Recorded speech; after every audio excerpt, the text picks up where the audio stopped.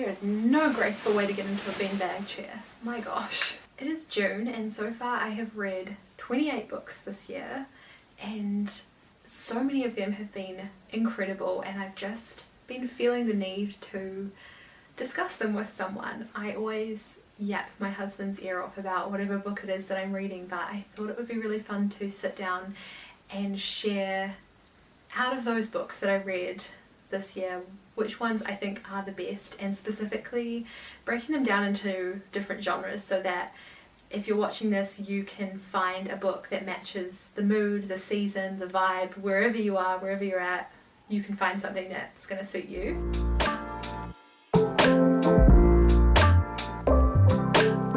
So we're going to kick things off with cozy, comforting books because it is winter here, it is chilly, it's cozy season and I am craving comforting books, and so we're going to start there. The first one that we're going to talk about is actually called The Comfort Book by Haig, and this is the first one of his books I've read. And this one's non-fiction and it's just a collection of little snippets really. It's lists, it's stories, it's ideas, there's even like random recipes in there. It's this hodgepodge of different things that he's put together basically to remind you of what's beautiful and what's good and how good life can be when you're in those darker, more down, difficult kind of times, just to remind yourself that all of this beauty and good stuff does exist as well.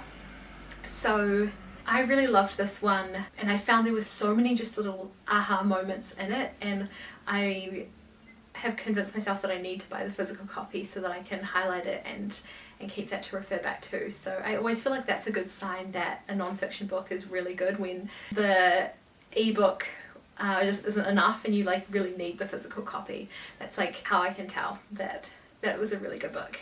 The next book is called How to Age Disgracefully by Clare Pooley, and this one is a fiction book. It's about a community hall, and so it's used by this senior citizens group as well as a like preschool group in there. So there's this combination of some of the characters are like preschoolers, and then most of the story is talking about the senior citizens, and they're so sassy and funny and fun, and basically the council decides they're going to knock down this community hall and the senior citizens are not having a bar of it. They do not want that to happen, so they team up with the preschoolers and they go about trying to save the community hall. It was just such a fun and cute story, but I also really love that this author wrote about elderly people, but in such a way that they were really like sassy and just like with it, and they had a lot to teach us as well. So I just loved that cast of characters so much. And then the final book in this category was a recent read for me, and it's called Wintering by Katherine, and this one just found me at the perfect time. I think because one, we were going into winter in New Zealand, and two, because I have been in between work, unemployed, in this phase of trying to figure out what's next for me, and this book is just all about that. It's basically about the winter seasons of our life and these times where things don't go how we think they're going to, where we get knocked down or we're facing some sort of difficulty or confusion or just uncertainty around the future, and that happens in so many different ways in so many different seasons. And this book basically talks about how to embrace those periods of time and also learn from them and appreciate that time, that it's not necessarily something we want to just rush through or like skip over, that sometimes that quiet period, that rest, that downtime is actually where so much good and learning and growth happens. This book was so beautifully written and so thought-provoking and really uplifting, and I think it's the kind of book where you need to read it in like the depths of winter every single year. It's that kind of book where it just speaks to that exact season of being in the dark and the cold and feeling like that's never going to end. This was just such a beautiful reminder to appreciate the season that you're in and I absolutely am going to be buying a physical copy of that book as well.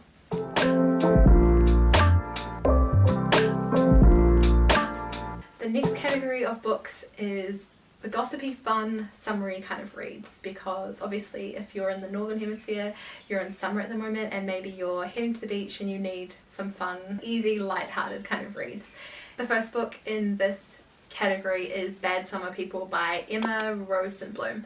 So this one is about these very wealthy folks in America, and they have a holiday.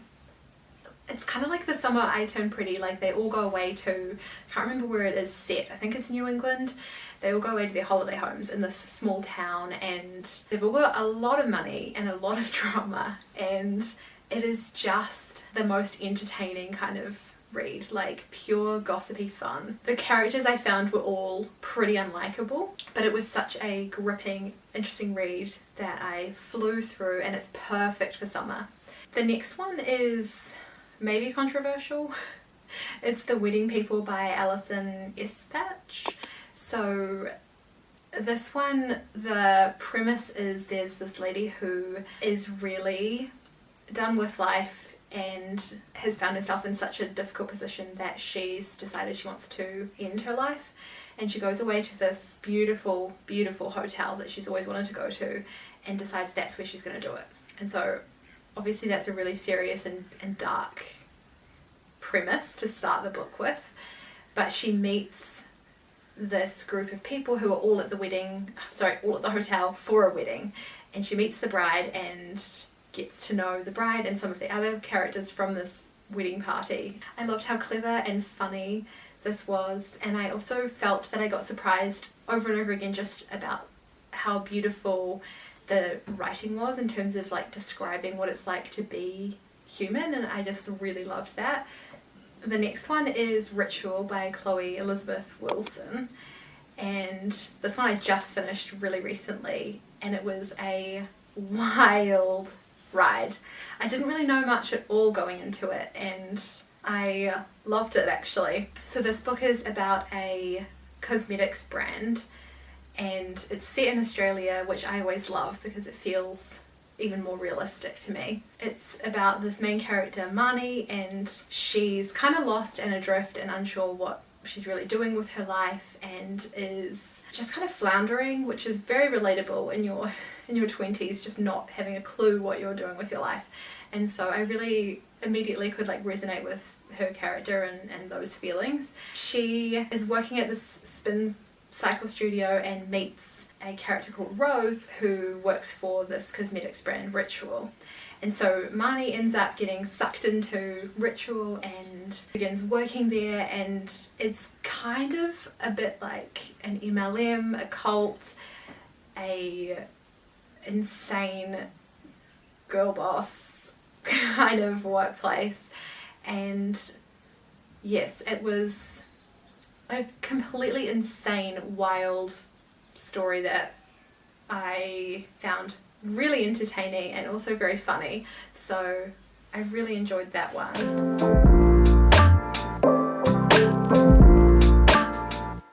On a more serious note, we have books that will make you think. I have really been in my non-fiction era this year. Quite a few years back I was really heavy into the self-help books, and then I think I just got so fed up with that whole genre that I put down all non-fiction books altogether, but I've really found my way back and have been loving them this year.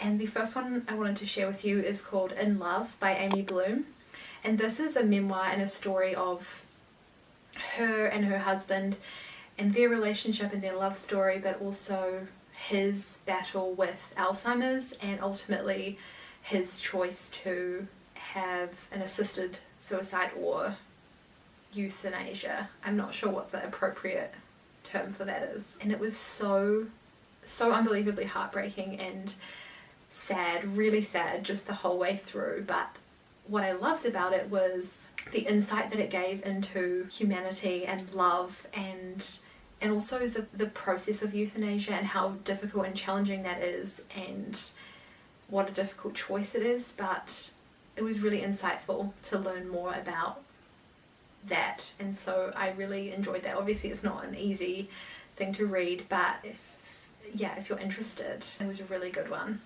The next book is one I actually have the physical copy of, which is Untamed by Glennon Doyle, and this is one that I have read before and loved, and therefore had to rush out buy the physical copy and have lent it to friends, rave about it constantly, can't stop thinking about it at all times. If you haven't heard anything about this book, it's Glennon's story of moving from her very traditional Christian upbringing and marriage that she was in, and the breakdown of that, and realizing that she's queer and ended up in her marrying her current partner Abby. And it's just the most beautiful, life-changing read, because it just pulls up so many things that so many of us have been taught and struggle with as women in the society we live in our culture.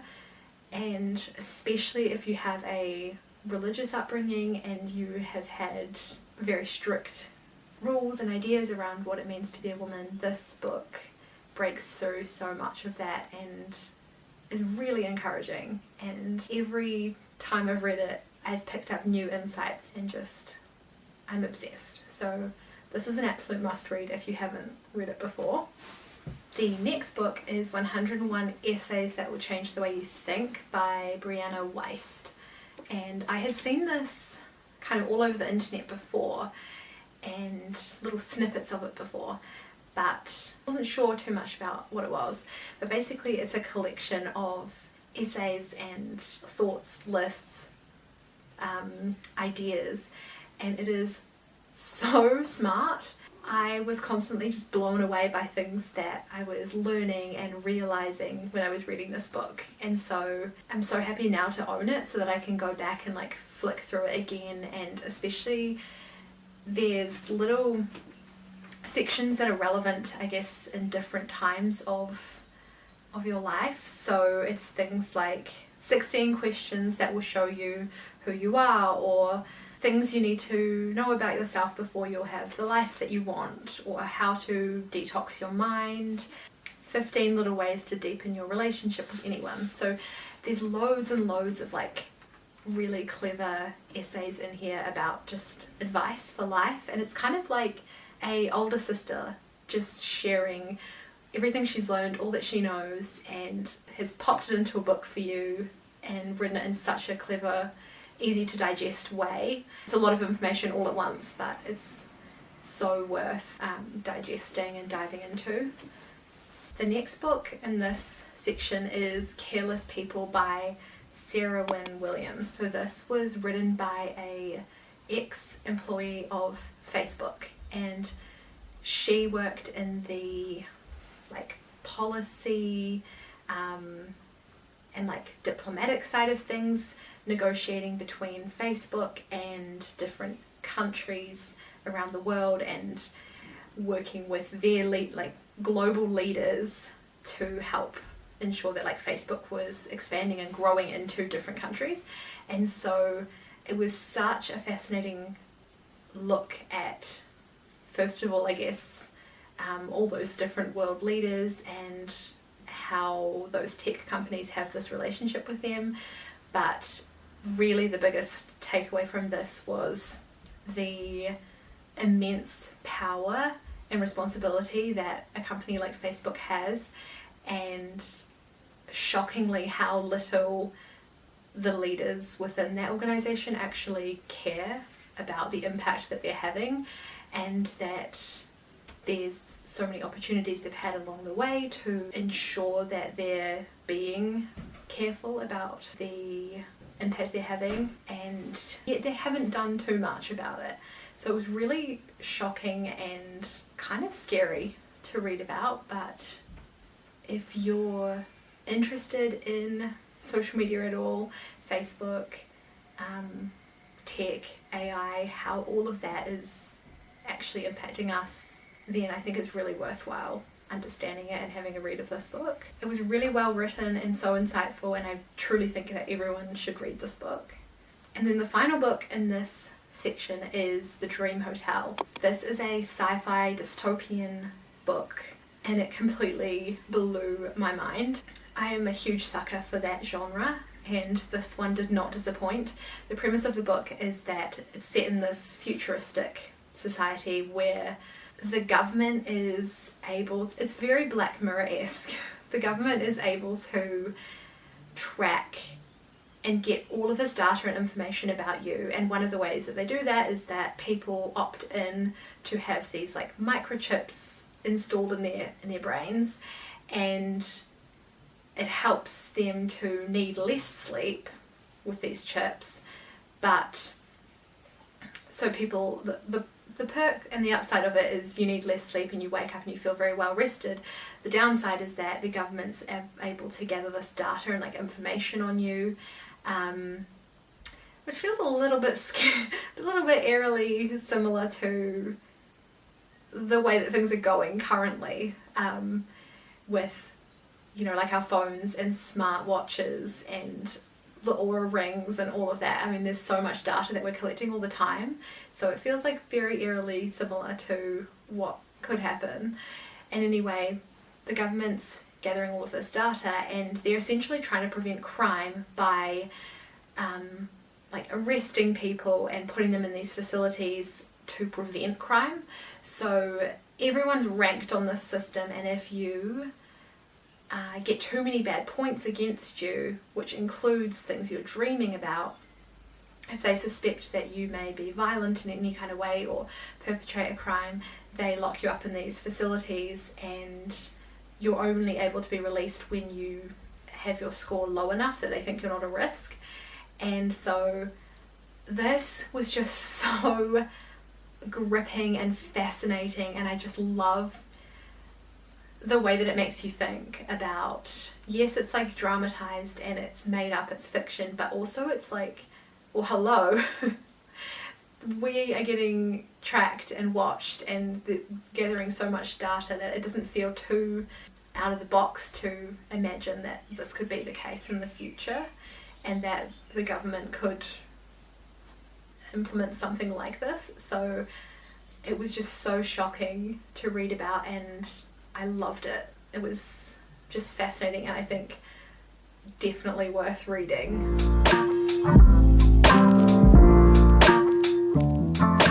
And now we have the romance novels, and the first one we have is This Time Next Year. This was the first book I read this year, and I picked it because it's kind of like New Year's themed, and I love doing that, reading a book that's set or based kind of around the season, whatever you're doing. It's really fun to pick a book and read that sort of kind of like matches where you're at. So this one is by Sophie Cousins, and she's a new author that I discovered last year, and I just love her work. I love her style of writing. It's very witty and clever and funny, and so I knew I'd eat this one up as well. It's about Quinn and Minnie, and they're both born on New Year's Eve in the same hospital 1 minute apart, and so it's kind of funny because like their lives begin like basically at the exact same time and place, but they go on very different trajectories, and ultimately in this story they meet up and get to know each other, and it's just such a sweet romance and so fun. I loved it. She's definitely one of my new favourite romance authors, and it felt just like watching a rom-com play out, so that was fun. And then the next one is Great Big Beautiful Life by Emily Henry. With Emily Henry novels, everyone tends to fall somewhere in the spectrum of like which book's their favourites, and so my personal favourites are Happy Place and Funny Story, and this one's definitely up there with one of my favourites as well. And basically it's about this character Margaret, who is she's from a famous family, and they're very wealthy, and it's kind of the story of like where she came from, and in this really famous wealthy family the story of her life is playing out in there, and it's being told, as well as the two main characters, Hayden and Alice, who are both writers, and they are the ones who are uncovering the story, and they're both competing against each other to try and win the rights to be the author who's going to write the book about her life. And so there's this little competition that's going on, trying to uncover her story, and you're also getting to read and know the story as well. And so I really loved this. It was very much the Seven Husbands of Evelyn Hugo-esque, with that like multiple storylines going on and the flashbacks to the past. I know a lot of people didn't like that style of storytelling, and it's kind of different from what Emily Henry's done in the past, but I thought she did a really good job. I think she really nailed it, and I was really interested in the Margaret story and where she came from and her family and all of that drama as well. I thought that was just as interesting as the romance story that was going on. I think it's great.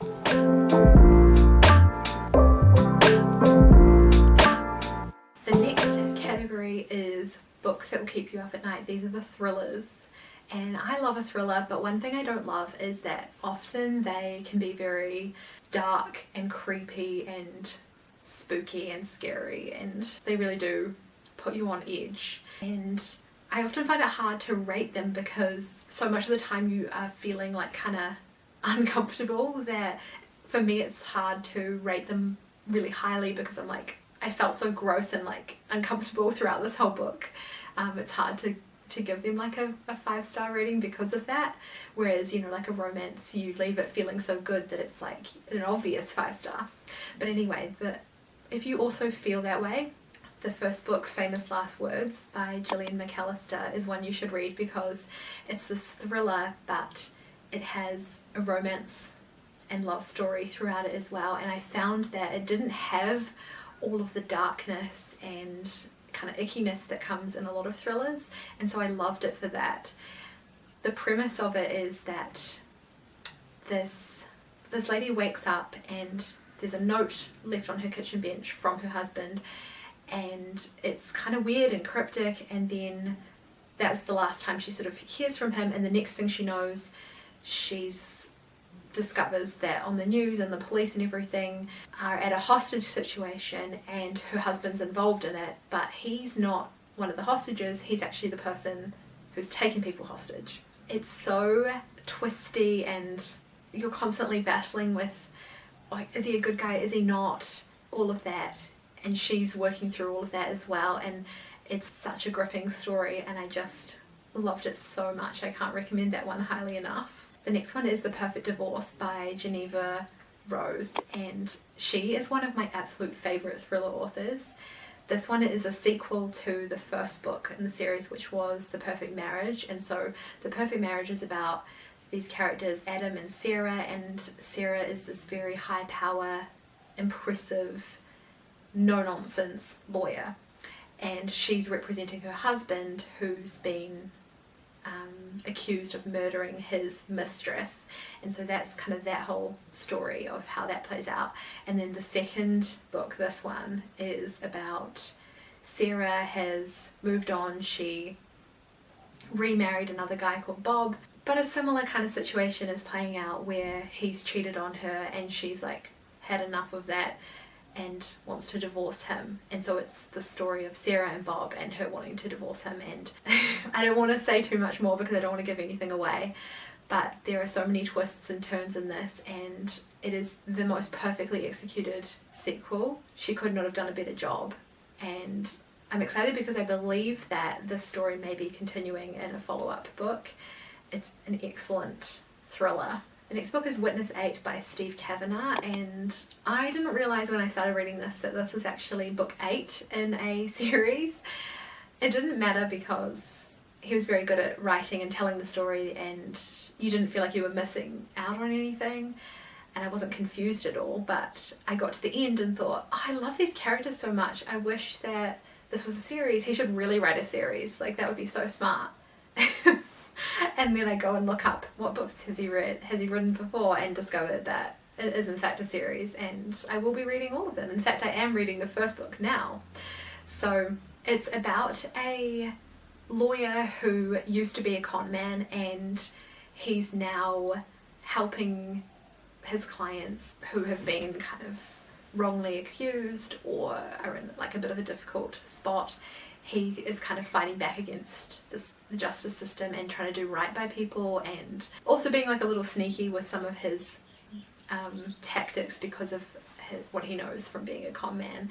And what I love most about it was just like the cast of characters. He has a team of people who are supporting him and helping him, and I just loved the dynamic of all of them and like the found family kind of aspect of that. I did find that it was a little bit slow building, but the end was really worth it and the payoff was worth it, so I still really enjoyed it and rated it highly because of that. The final one is Beautiful Ugly by Alice Feeney, and this one I felt like almost too stupid to even understand the ending of it. Sometimes in thrillers so much is happening right at the end that it's hard to even get your brain to like wrap around all of it and fully grasp the information that you're getting, and I felt like that was the case in this one. I wish that I had been reading it with someone else so they could talk it through with me, because it was just crazy. But the premise of it is that this author Grady has like this really exciting news, and he goes to call his wife to tell her this news. Here's this like screech, car slam kind of thing, cuts out, and that's the last he hears from his wife, and she just completely disappears. And he, at the start of the book, he's grieving her obviously, and then randomly out of nowhere he thinks he sees her, and so that's where it all sort of like kicks off, and he goes about trying to like figure out this mystery, like is he crazy or did he actually see her, like what's going on. My notes from this was that it was insane. I read this book so quickly, I believe it was just in like a couple of days, because I was so hooked and invested in it. The twists really did take me by surprise, but it did have that undercurrent of like dark and creepy that I don't love. So that's something to keep in mind if that's not your vibe.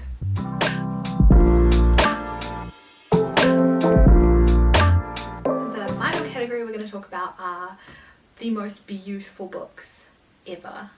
And these are a delight. They are an absolute treat, and I wish that I could read them for the first time again. The first one is Shark Heart by Emily Haig, and this is the most beautiful love story, and it's going to sound very weird when I tell you the premise, but you need to stay with me because it is so worth it. I saw someone else review this book, and when she described it I was really unsure because it sounded so weird, but she convinced me, and I'm so glad that she did. So this book is about Ren and Lewis. They're newly married when they discover that Lewis has this unfortunate condition where he is slowly mutating and turning into a great white shark.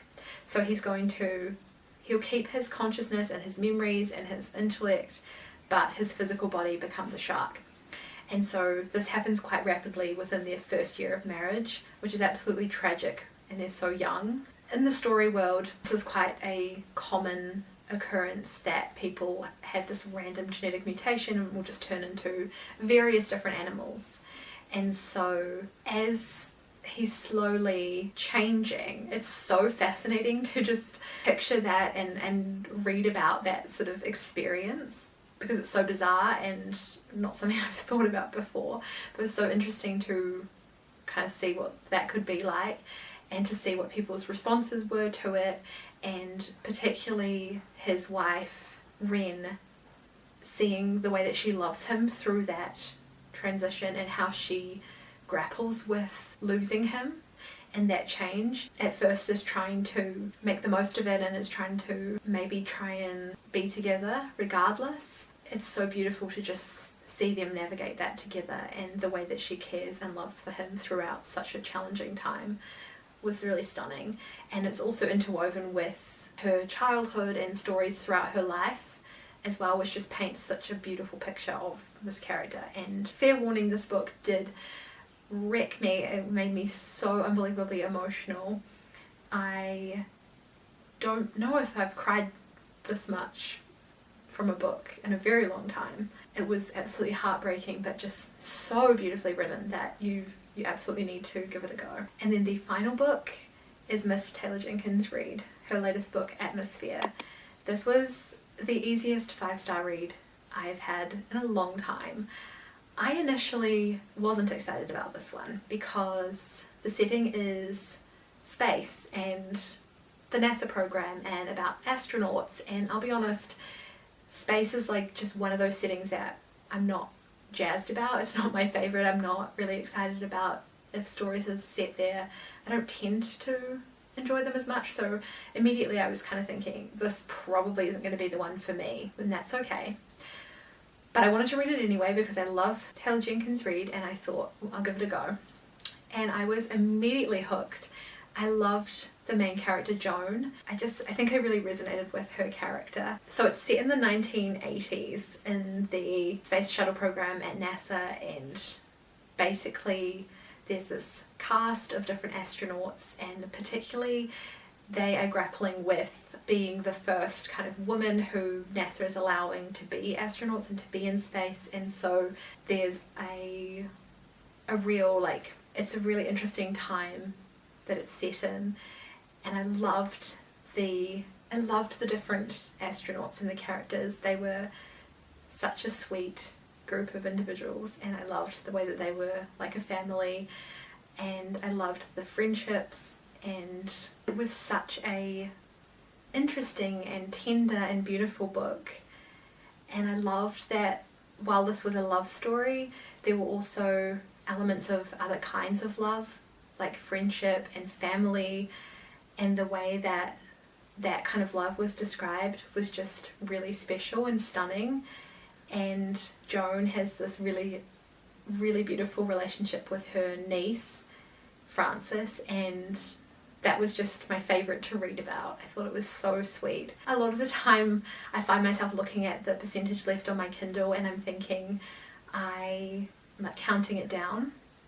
This one I did not want it to end. I was watching that number getting higher and higher, and I was just not wanting the book to end because I was enjoying it so much. And that is all of my suggestions for you. Those are my favourite books that I've read so far this year.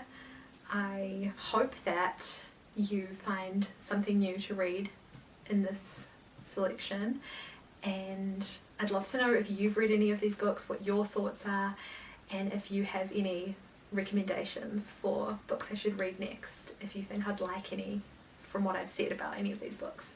So I hope that you have a fabulous rest of your day, and thanks for watching.